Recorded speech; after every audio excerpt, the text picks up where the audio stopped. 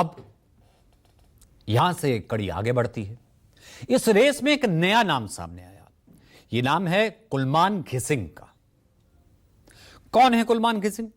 कुलमान घिसिंग का जन्म 25 नवंबर 1970 को नेपाल के रामेछाप जिले में हुआ।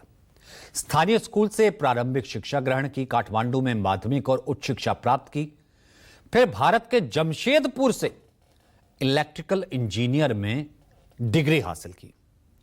Kulman Ghising Nepal electricity authority NEA के सीईओ रह चुके हैं। साल 2016 में जब वो एनईए के सीईओ बने तो देश में बिजली की बहुत समस्या थी। 18 घंटे तक की कटौती थी। अगले 2 साल में उन्होंने पूरे देश में बिजली की समस्या को लगभग खत्म कर दिया। उनकी इस उपलब्धि के लिए उन्हें उजियालो नेपाल का अभियंता, यानी कि नेपाल को रोशनी की राह दिखाने वाला कहा जाता है। साथ ही लॉर्ड शेडिंग खत्म करने वाला हीरो भी कहते हैं उनको। लाइट मैन के नाम से वहां नेपाल में उन्हें बुलाया जाता है।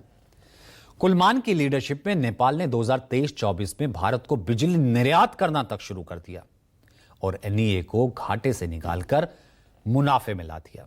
इस वजह से आम जनता में उनकी छवि ईमानदार है, काम करने वाले नेता की है।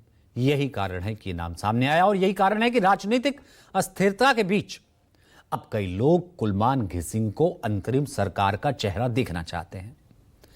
सुशीला कार्की के इनकार के बाद जेनजी के एक ग्रुप ने घिसिंग का नाम आगे किया। हालांकि अब तक किसी नाम पर सहमति बनी नहीं है। आज सुबह से शाम तक आर्मी हेडक्वार्टर में जेनजी और अफसरों के बीच कई राउंड की बातचीत हुई, मगर नतीजा निकला नहीं, नाम फाइनल हुआ नहीं। नेपाल में अंतरिम सरकार की कमान किसे मिले, इसको लेकर जेनजी आज 3 धड़ों में बट गया। एक गुट चाहता है सुशीला कार्की, दूसरा चाहता है कुलमान घिसिंग, जबकि जो कि धारण म्युनिसिपैलिटी के मेयर हरका सेंगपांग, ये एक नाम सामने आया। एक तीसरा धड़ा जो आया वो कहता है जो हरका धरका है सैमपांग, वो अलग से दावा कर रहे हैं। आज आर्मी हेडक्वार्टर भद्रकाली में राष्ट्रपति, सेनाध्यक्ष सुशीला कार्की की दिन भर बैठक चली, लेकिन अंतरिम कमान किसे सौंपी जाए इस पर फैसला नहीं हुआ। जिस वक्त आर्मी हेडक्वार्टर में यह बैठक चल रही थी, उस वक्त आर्मी हेडक्वार्टर के बाहर खुले मैदान में मानो यह हुआ कि जंग का अखाड़ा बन गया। जेनजी तो एक थे, लेकिन बाहर प्रदर्शन होने लगे। 3 धड़े आपस में भिड़ गए। ग्राउंड पर आपको लिए चलते, ये देखिए।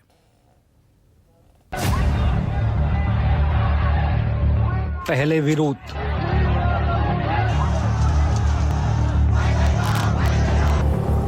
फिर हिंसा,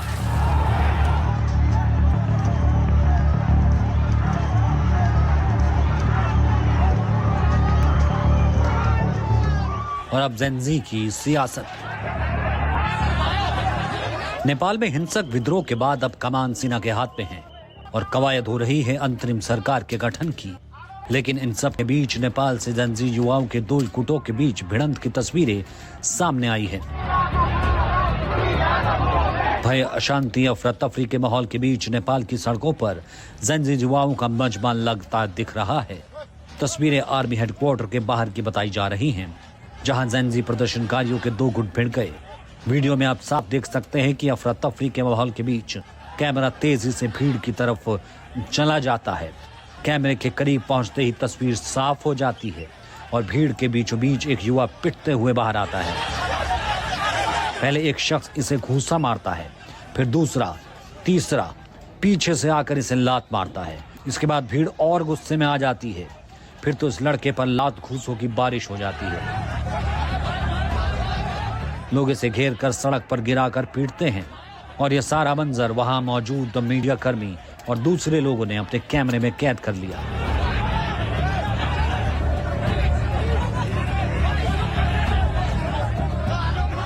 अब इस दूसरे वीडियो को देखिए, इस पे भी अफरा तफरी का माहौल है। इस वीडियो में जेनजी युवाओं का एक गुट नारेबाजी करता नजर आ रहा है। कैमरा लेफ्ट पैन होता है। सेना के जवान खड़े नजर आते हैं जो अत्याधुनिक हथियारों से लैस हैं। इस बीच जेनजी युवाओं का प्रदर्शन जारी रहता है। वीडियो आगे बढ़ता है। युवाओं का एक गुट एक शख्स की तरफ गुस्से से आगे बढ़ता है। इनमें तीखी बहस होती है। तभी माहौल ना बिगड़े, सेना का एक जवान लाउड स्पीकर से अनाउंस करना शुरू कर देता है ताकि हालात को बिगड़ने से रोका जा सके। इसके बाद युवाओं को मौके से सेना के जवान हटाना शुरू कर देते हैं।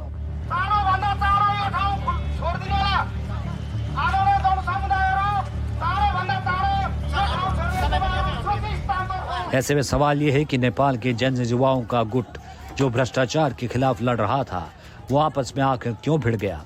आखिर इनके बीच दो फाड़ क्यों हो गए? दरअसल नेपाल में अंतरिम पीएम के नाम को लेकर सहमति नहीं बन पा रही।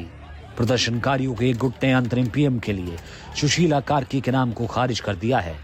गुट का आरोप है कि सुशीला कार्की भारत की समर्थक हैं और उन्हें ये स्वीकार नहीं।